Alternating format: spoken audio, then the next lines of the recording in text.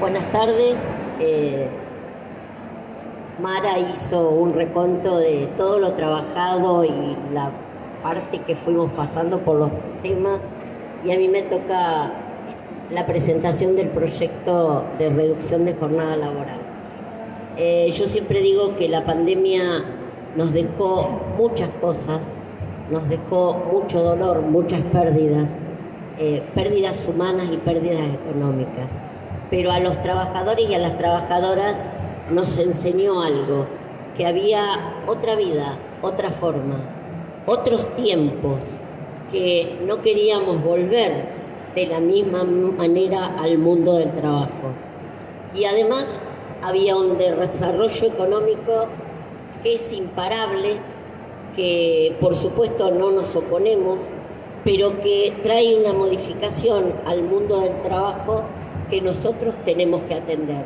Y ese desarrollo económico y tecnológico tiene que ver también con un desarrollo humano, porque el desarrollo tecnológico no puede estar solamente para favorecer la renta de las empresas, sino que tiene que estar también al servicio de quienes producen, de los trabajadores, de las trabajadoras y también de las empresas. Por eso varios diputados, no solo yo, sino que varios diputados, una temática que está instalada en el mundo, una temática que tiene ya pruebas pilotos, incluso tiene elaboración de estadísticas y de números para poder mostrar cuál es el resultado de la reducción de la jornada laboral. En el Congreso hay varios proyectos presentados. Sobre todo en el Frente de Todos está presentado el proyecto de Hugo Yasky, está presentado el proyecto de Sergio Palazzo, está presentado mi proyecto, también está presentado el proyecto del Caño de la izquierda, hay proyectos de los socialistas, y en la Cámara de Senadores también hay un proyecto recientemente presentado por el compañero Recalvo. ¿En qué difieren? Creo que todos tenemos los puntos en común que tienen que ver con el bienestar y la vida de los trabajadores y las trabajadoras. Un proyecto de reducción de la jornada laboral le implica a los trabajadores poder ordenar sus tiempos, poder tener otra vida familiar, poder tener relaciones laborales. Le permite participar de su comunidad, le permite participar políticamente, le permite formarse, capacitarse. Esto es algo que en la pandemia se dio muchísimo.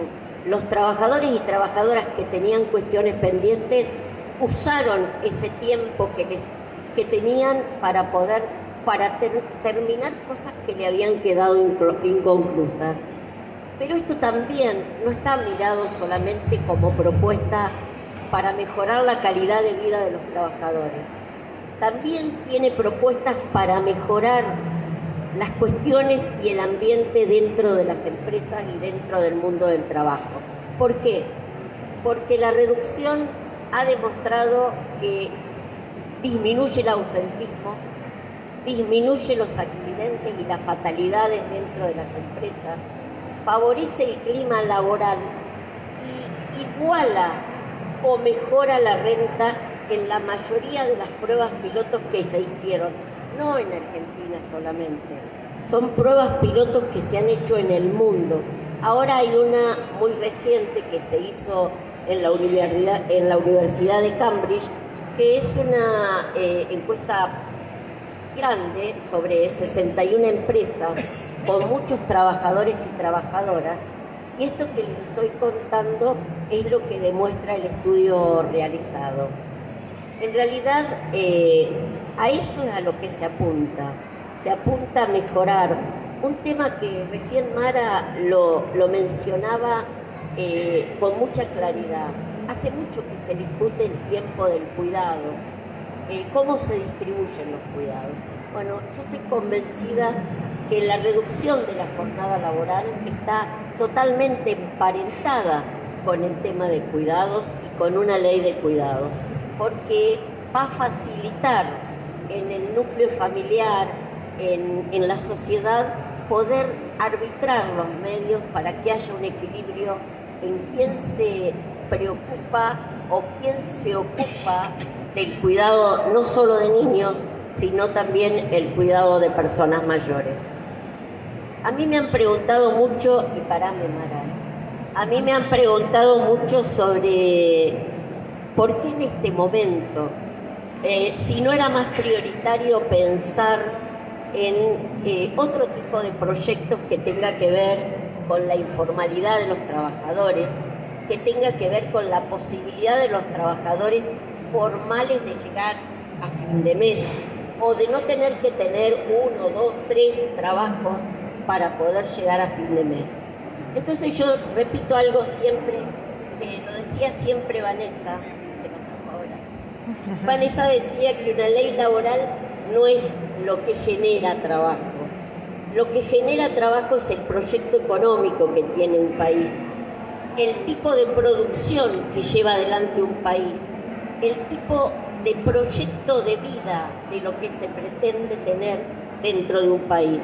Entonces, lo que deberíamos mirar es cómo es nuestra producción, si vamos a seguir solo con materias primas, si vamos a tener valor agregado, que eso significa trabajo, si vamos a seguir nada más que con una política extractivista, o vamos a tener un proyecto económico y de país que nos implica generar más puestos de trabajo. Ustedes saben que la tecnología, el avance de la tecnología pone en riesgo los puestos de trabajo. Y es cierto que este proyecto no va a generar todos los puestos de trabajo que se necesitan, pero sí es cierto también que va a permitir una redistribución de los puestos de trabajo. Por eso hay distintos proyectos. El de Hugo Yasky habla de 4 días a la semana. En el caso de mi proyecto habla de 6 horas diarias, 36 semanales. Y nosotros tenemos que pensar que es de avanzada estar hablando y discutiendo esto, porque las 8 horas hace 100 años que se discutieron, que se debatieron, que se luchó, que hubo vidas perdidas para lograr las 8 horas de trabajo. Nosotros hoy tenemos la oportunidad de debatir en la Cámara de Diputados, en la Cámara de Senadores, y lograr que sea ley, como fue ley el proyecto de teletrabajo, que también fue discutido en la Cámara a instancias sobre todo de los diputados de extracción sindical. A mí me parece que nosotros tenemos que conocer puntos esenciales del proyecto.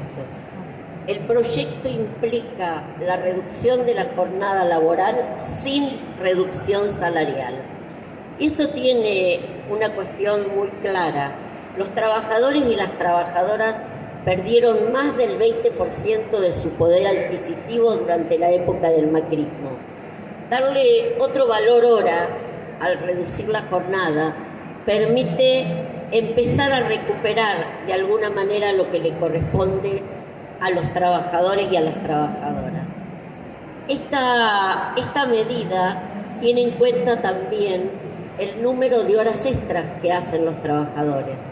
Y ustedes me preguntarán si claro, el trabajador hace horas extras porque necesita poder llegar a fin de mes. Y es cierto eso, pero las empresas prefieren pagar horas extras y no tomar otro trabajador o trabajadora. Y nosotros tenemos que ir por un salario digno, pero para poder incorporar también a los jóvenes al mundo del trabajo con el mismo derecho de los adultos a tener esa posibilidad de desarrollarse, de tener planes, de tener futuro.